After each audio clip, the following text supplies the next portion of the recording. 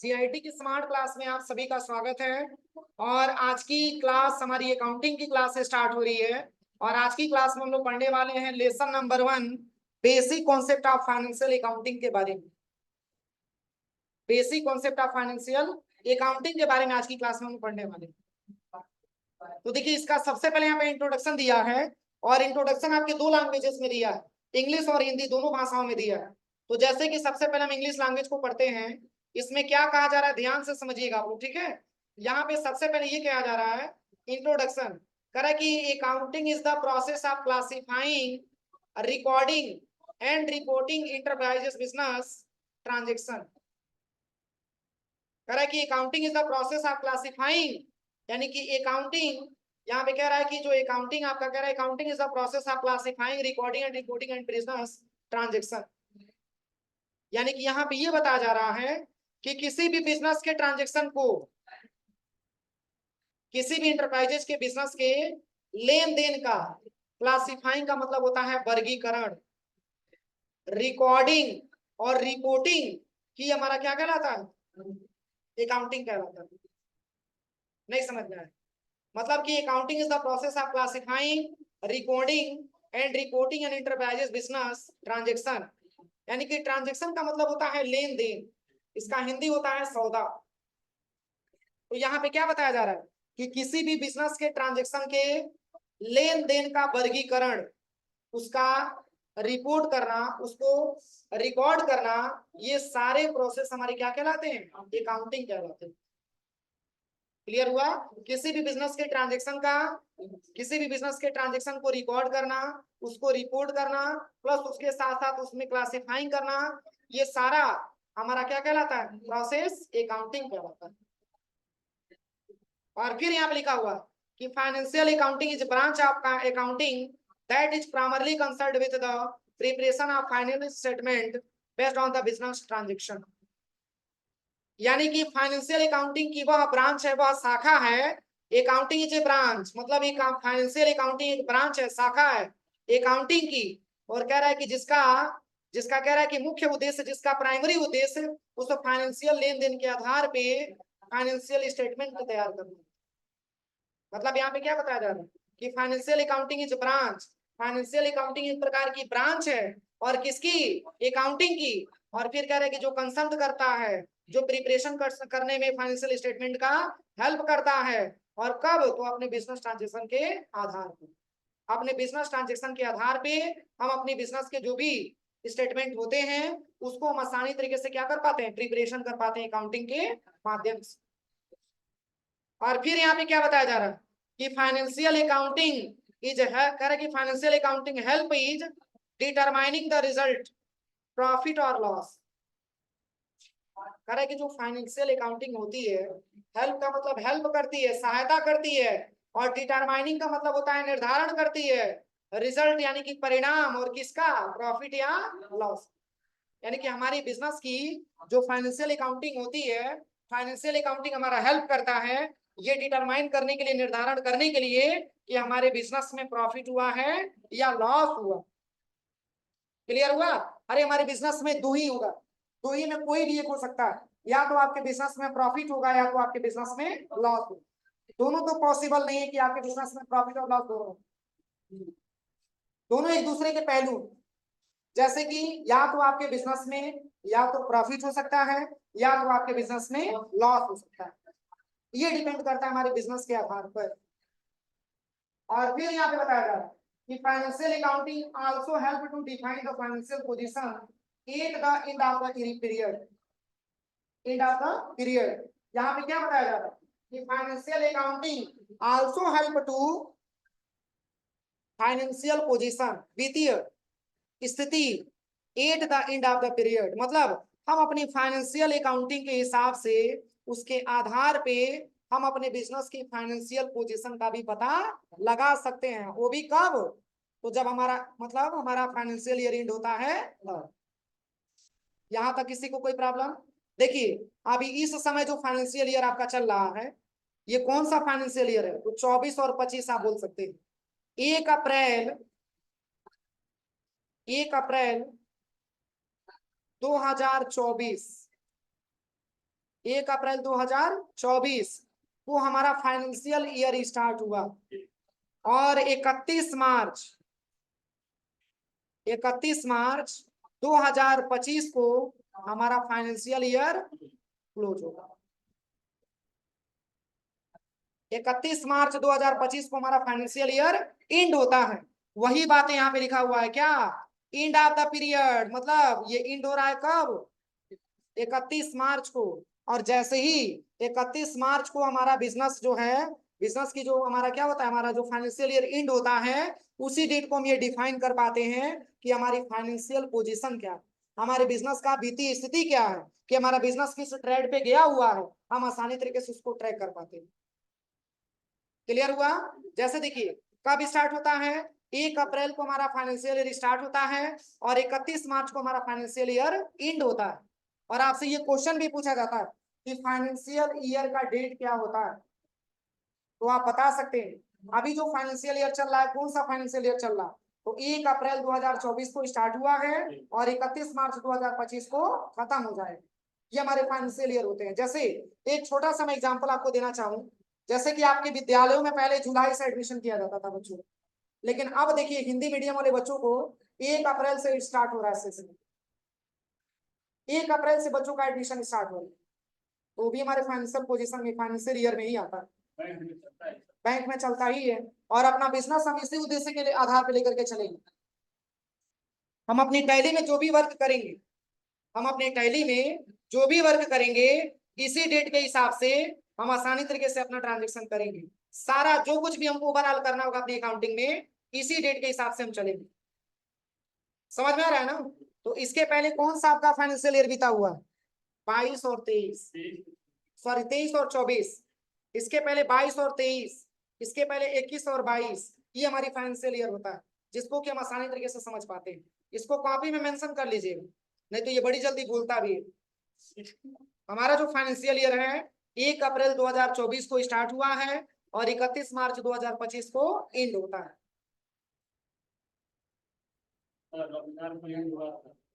अब देखिए, अब इसी को हिंदी में दिया गया फाइनेंशियल अकाउंटिंग।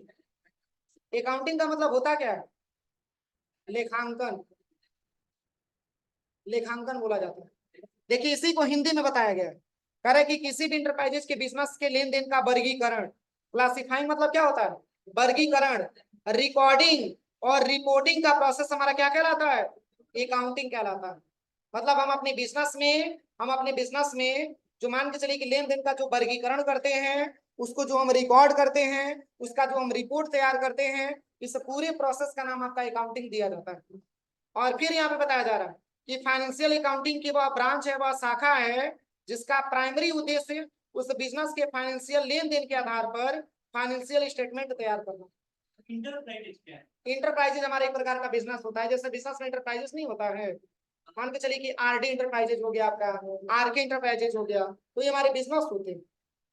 ठीक है ना, किसी बिजनेस में इंटरप्राइजेज हो जाता है तो हमारे बिजनेस के बारे में भी दिया हुआ, इसमें देखिए खुद लिखा हुआ है, किसी इंटरप्राइजेज के बिजनेस, मान के चले कि कोई इंटरप्राइजेज का बिजनेस है, तो उस बिजनेस के आधार पे हमारा क्या लेन देन हो रहा है, उस लेन देन के आधार पे उसका क्या वर्गीकरण कर पा रहे हैं, उसका हम कैसे रिकॉर्ड कर रहे हैं, कैसे हम उसको रिपोर्ट तैयार कर रहे हैं, वही प्रोसेस हमारा अकाउंटिंग का है। ठीक है ना। और फिर कह रहा है कि फाइनेंशियल अकाउंटिंग की वह ब्रांच है, शाखा है, जिसका मुख्य उद्देश्य बिजनेस के फाइनेंशियल लेन देन के आधार पर एक फाइनेंशियल स्टेटमेंट तैयार करना होता है। आप देखिए ऐसे में क्वेश्चन बनता है कि फाइनेंशियल लेन देन क्या होता है, फाइनेंशियल लेन देन क्या होता है। अरे तो 1 अप्रैल से लेकर के और 31 मार्च तक जो भी अपने बिजनेस में आप क्या करेंगे, ट्रांजेक्शन करेंगे, क्या उस ट्रांजेक्शन को हम फाइनेंशियल ट्रांजेक्शन नहीं बोल सकते हैं, बोलिए। तो उसी ट्रांजेक्शन का रिपोर्ट तैयार करने के लिए, उसी ट्रांजेक्शन का फाइनेंशियल स्टेटमेंट तैयार करने के लिए इसका प्रयोग हम करते हैं।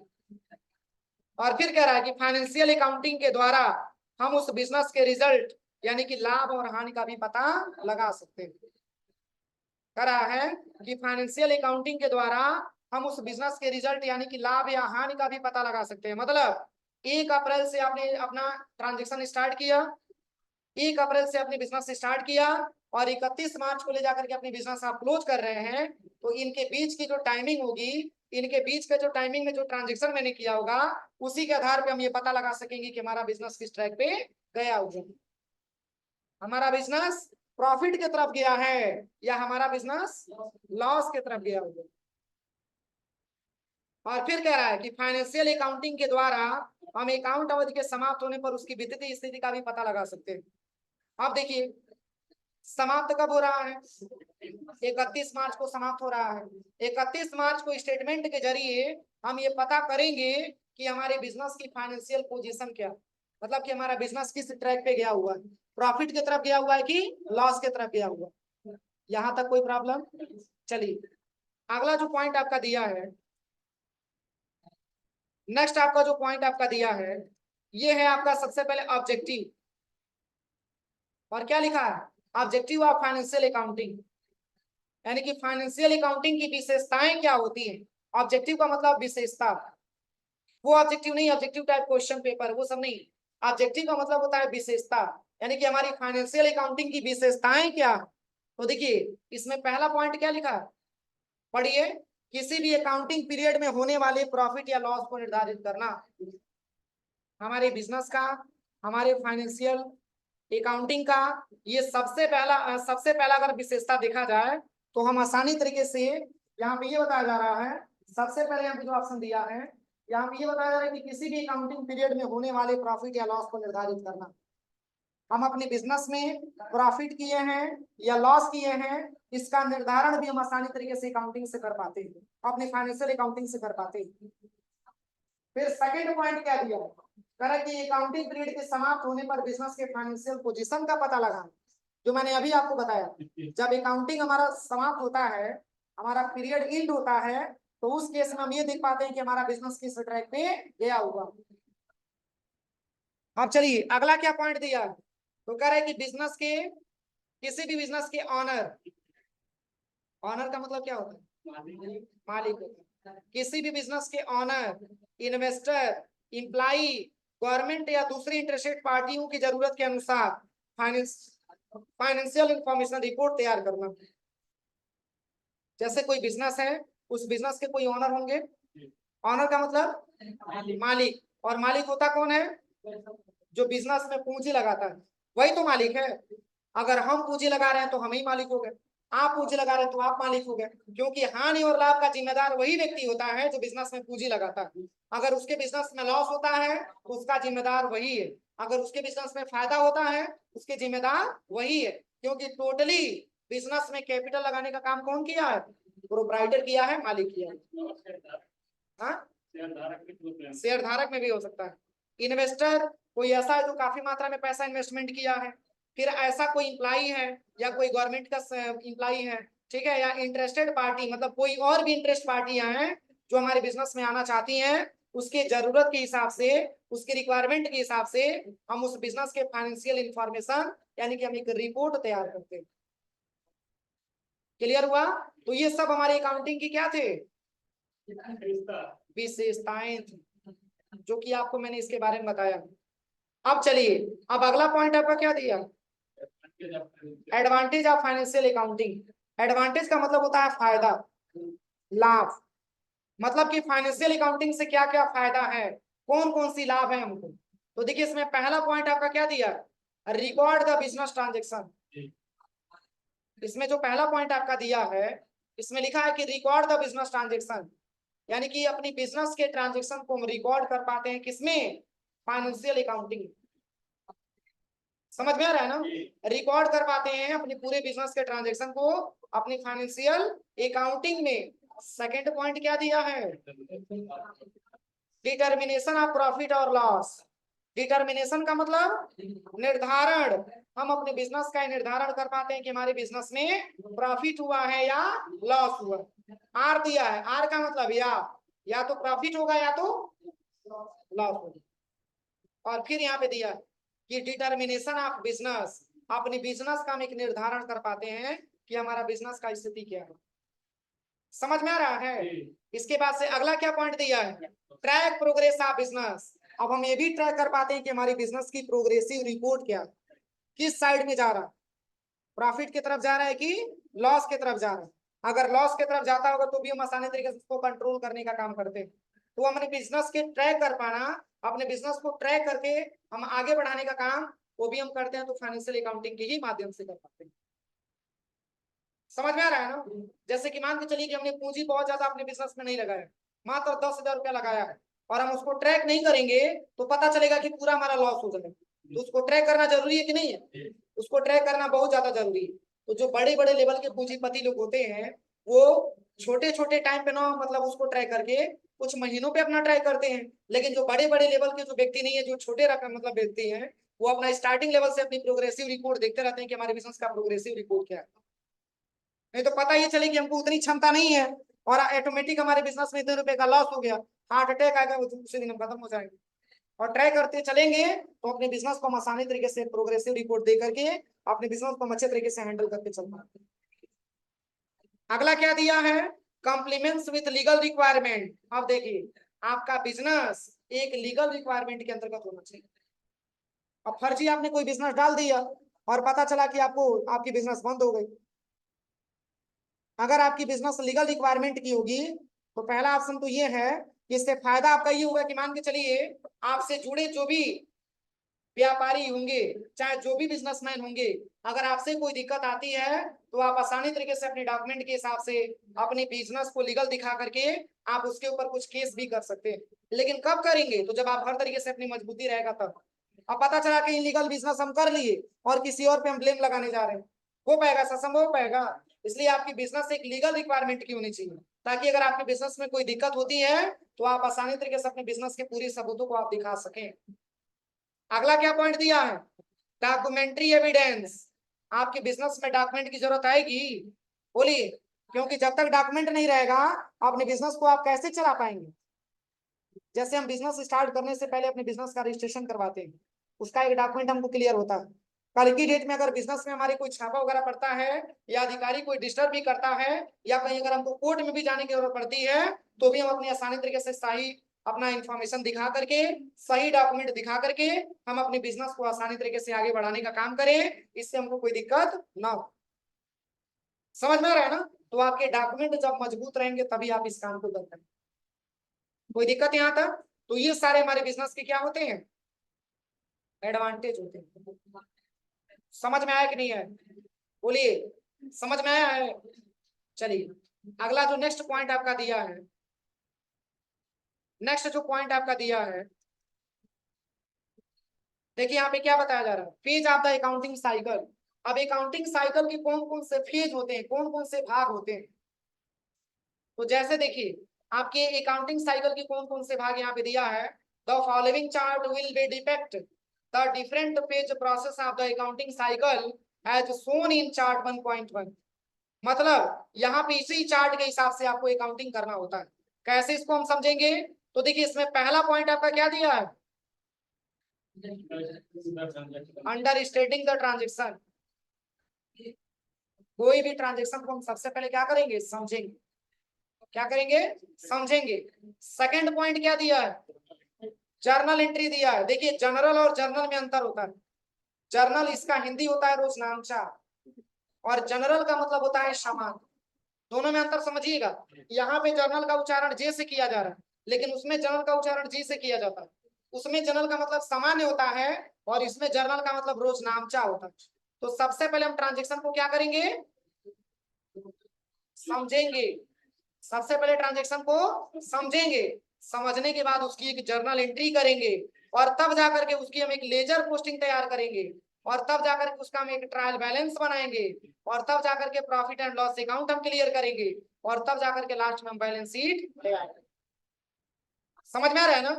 ये सब हमारे प्रोसेस हैं कि सबसे पहला कंडीशन आपका ट्रांजेक्शन को समझना, दूसरा कंडीशन उसकी जर्नल एंट्री करना, तीसरा कंडीशन उसकी लेजर पोस्टिंग करना, चौथा कंडीशन उसकी ट्रायल बैलेंस बनाना, पांचवा कंडीशन उसकी प्रॉफिट एंड लॉस निर्धारण करना और उसके आधार पर एक बैलेंस शीट आपको रेडी करना। ये हमारे अकाउंटिंग के क्या होते हैं, फेज होते हैं, साइकिल होते हैं। बैलेंस शीट वित्तीय वर्ष का बनता है। हाँ वित्तीय वर्ष का बनता है, फाइनेंशियल ईयर का बनता है, जो बनाया जाता है कब, 31 मार्च को बनाया जाता है। हाँ लास्ट में बनाया जाता है। वैसे ही पीएल अकाउंट भी होता है, लास्ट में बनाया जाता है। ये सब एक प्रकार के स्टेटमेंट होते हैं। ट्रायल बैलेंस स्टेटमेंट है, profit and loss account statement है, बैलेंस शीट स्टेटमेंट जो बनाया जाता है कब? 31 मार्च को बनाया जाता है। अब चलिए इसके बाद से हम बात करें यहाँ पे, तो अगला जो पॉइंट आपका दिया है, देखिए अगला पॉइंट आपका दिया है, ये है आपका अकाउंटिंग टर्म। मतलब कोई भी अकाउंटिंग हम करेंगे तो इसी टर्म के हिसाब से हमको अपना सारा का सारा काम करना होगा, जो कि अकाउंटिंग टर्म आपका अभी स्टार्ट हो रहा है। अकाउंटिंग टर्म ऐसे बहुत सारे पॉइंट आपका दे रखा है, अब इसी अकाउंटिंग टर्म के आधार पे अपना सारा अकाउंटिंग हमको करना। तो आज के लिए इतना ही, शेष हम लोग कल से अकाउंटिंग टर्म के बारे में पढ़ा जाएगा, ठीक है ना?